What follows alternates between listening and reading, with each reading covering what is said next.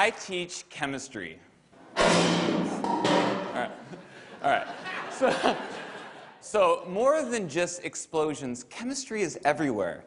Have you ever found yourself at a restaurant spacing out, just doing this over and over? Some people nodding yes. Recently, I showed this to my students, and I just asked them to try and explain why it happened. The questions and conversations that followed were fascinating. Check out this video that Maddie from my Period 3 class sent me that evening. Are you ready?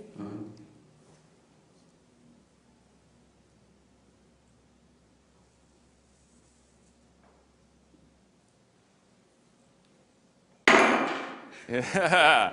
Now, obviously, as Maddie's chemistry teacher, I loved that she went home and continued to geek out about this kind of ridiculous demonstration that we did in class. But what fascinated me more is that Maddie's curiosity took her to a new level. If you look inside that beaker, you might see a candle. Maddie's using temperature to extend this phenomena to a new scenario.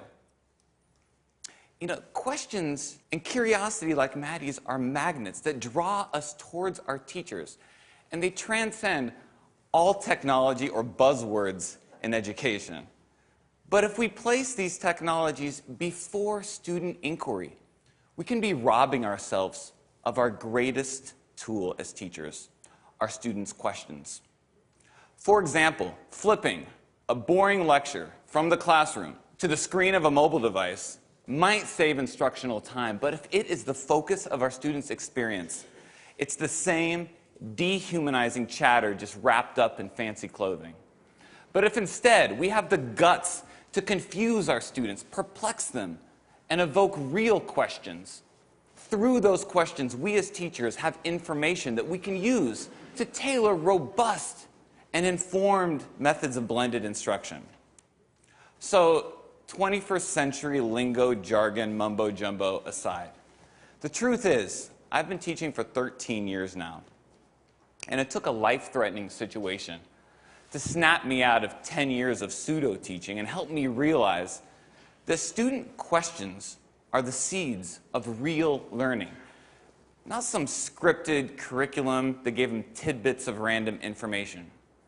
In May of 2010, at 35 years old, with a 2-year-old at home and my second child on the way, I was diagnosed with a large aneurysm at the base of my thoracic aorta. This led to open heart surgery. This is the actual real email from my doctor right there. Now, when I got this, I was, press caps lock, absolutely freaked out, okay?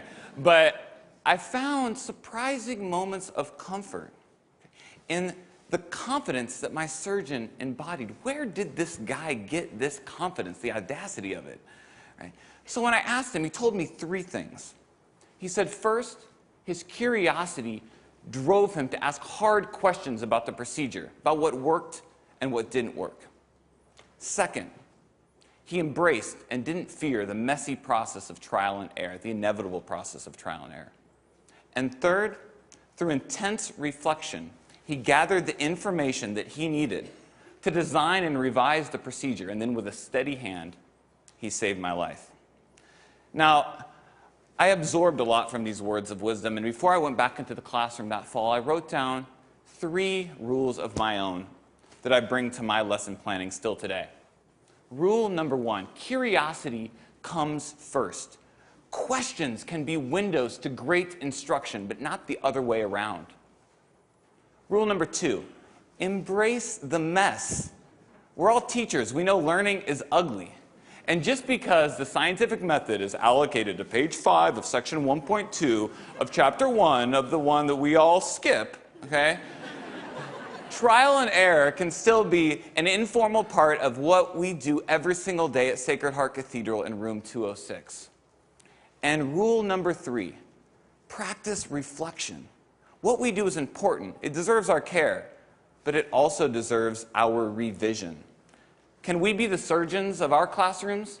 As if what we are doing one day will save lives. Our students are worth it. And each case is different. All right, sorry. Chemistry teacher and me just needed to get that out of my system before we move on. So these are my daughters. On the right, you have little Emma Lou, Southern family. And On the left, Riley. Now, Riley's going to be a big girl in a couple weeks here. She's going to be 4 years old. And anyone who knows a 4-year-old knows that they love to ask, why? Yeah, why? I could teach this kid anything because she is curious about everything. We all were at that age. But the challenge is really for Riley's future teachers, the ones she has yet to meet. How will they grow this curiosity?